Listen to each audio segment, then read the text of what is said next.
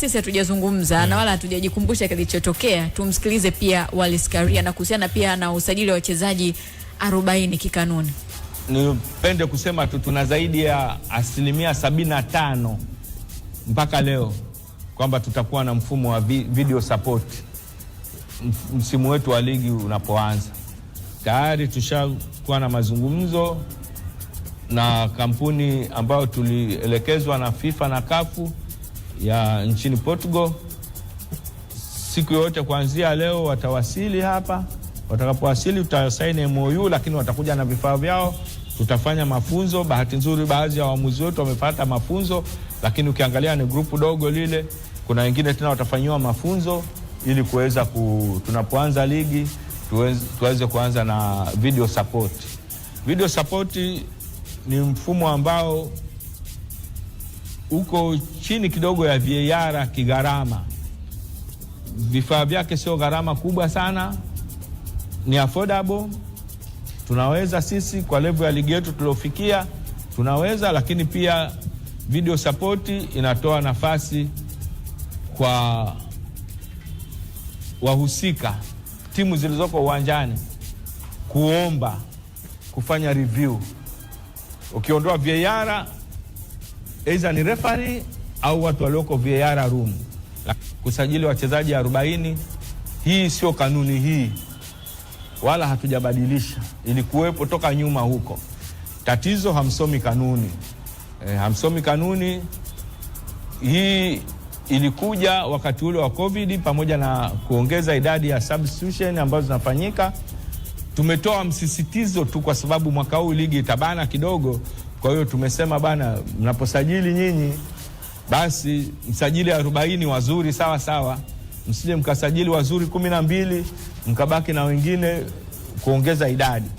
Kwa sababu tuwe na wigo mpana, mtu asije akasema mchezaji anachoka kama wana wachezaji 40 na wachezaji wanaocheza ni 11 na kwenye benchi kutakuwa na wengine 9 wako pale, alafu unasema kwamba wachezaji wanachoka. Na pia sio 40 kwa sababu tunaruhusu pia vilabu vinasajili wachezaji 25 wa under 20 na kati ya hao wanaruhusiwa kucheza, na kanuni inalazimisha kwamba angalau wawili wawe kwenye line up na angalau waweze kupata kucheza ikiwezekana hata 10%.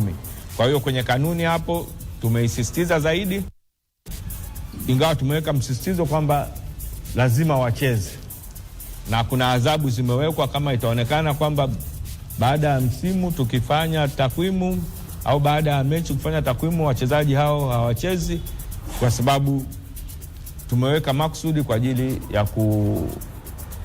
kuwapa nafasi wachezaji wetu ambao tunaona kwamba ni wachezaji watakaokuja kusaidia kwenye timu ya taifa. Haya, picha linaanza. Hiyo sio kanuni mpya. Ni kanuni ambayo ilisha kuwepo. Sawa sawa.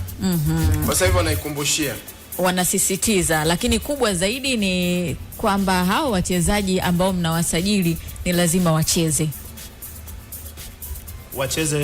yani maximum dakika ngapi kwa msimu ambao umeainishwa kikanuni, ambao mchezaji anapaswa kucheza. Ni siwe tu kwamba msimu mzima amekaa hajacheza au amecheza mechi moja. Ni 10% ya mechi ambazo zinachezwa. 10%. Wakina nani? Vijana au wote? Wachezaji wote wanapaswa kucheza. Hapa nimemsikia tofauti. Anasema hivi, mwishoni hapa mkuja kuzungumzia kuhusu vijana kwamba katika hizo kanuni pia kuna nafasi ya vijana ambao wanatakiwa kujumuishwa kwenye hiyo idadi ya wachezaji 40, lakini vile vile wachezaji wawili angalau wawepo kwenye lineup au wachezaji wanaohusika kwenye mchezo na wapate angalau 10% ya michezo katika msimu husika. Sasa 10% ya michezo 30 ni michezo mitatu. Nadhani pia hata sheria ya FIFA sheria ya FIFA inamtaka mchezaji kucheza 10% ya mechi za msimu. Asipopata 10% ana haki ya kuvunja mkataba. Umeona? Yani simply anavunja mkataba asipopata hiyo 10% ya mechi. Kwa hiyo I can understand kwamba president anavyosema wachezaji wacheze, kwa sababu kuna wachezaji wanaletwa wanageuka kuwa ball boy, wanabeba vinywaji, wanafanyaje, hawachezi. lakini mwisho wa siku kama mtu hajapata 10% anaweza kuterminate mkataba.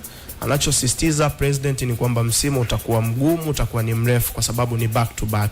Yani hakuna kupumzika. Tunajua tuna AFCON, kwa hiyo inabidi tumalize mapema ligi ili tuweze kujiandaa vizuri na AFCON. So unahitaji kuwa na kikosi kipana. Kuna baadhi ya timu ambazo zina CAF Champions League, zina ligi kuu, zina CRDB, zina Mapinduzi, zina Muungano. Tunazungumza ni zaidi ya tournament 5 mpaka 6 kwa msimu. Kwa hiyo unahitaji kuwa na depth ambayo inaweza kukufanya ushindane kisawasawa kwenye kila mechi.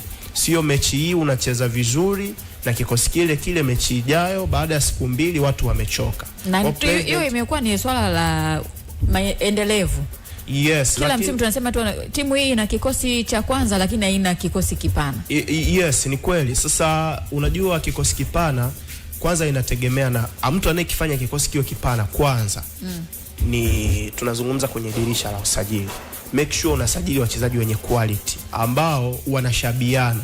Yani leo kama unamwanzisha Dumbia, si ndio? Dumbia asipokuwa vizuri unaweza ukamleta Selemani Mwalimu akafanya kazi. Yani unaona wanashabiana, yani quality haitofautiani. Kama leo unamwanzisha Peter Shalulile, unajua kwamba Peter Shalulile asipokuwa na mechi nzuri unaweza ukamleta Sheikh Tule akafanya kazi nzuri. Kwa kikosi kipana kinaanzia hapo. Lakini anayekifanya kikosi kiwe kipana zaidi ni mwalimu. Okay. Kwa sababu unaweza kuwa na wachezaji wengi wenye quality ambazo zinashabiana na mwalimu akawa na wachezaji wake 11 hao. Kwa mfano, Gamondi hakuwa muumini wa kufanya rotation. Gamondi ni moja kati ya makocha ambao walikuwa wanaamini the winning team never change. Yani kila mechi anaamini wachezaji wake 11 ndo wale. Na akibadilisha anaweza kubadilisha wachezaji 2, 1, lakini mara kwa mara unakuta lineup ni ile. Sasa mtu kama Nabi aliyekuwa amepita nyuma yake, yeye alikuwa ni muumini wa rotation. Ndio maana ulikuwa unamuona Nkane anacheza, Faridi anacheza fullback, mara Max anacheza winga, mara utamuona Shuaboy anacheza, Mudathiri alikuwa anabadilika. Kila mchezaji anamuamini. Kwa huyo ni muumini wa rotation. So possibly anakifanya kikosi kuwa kipana.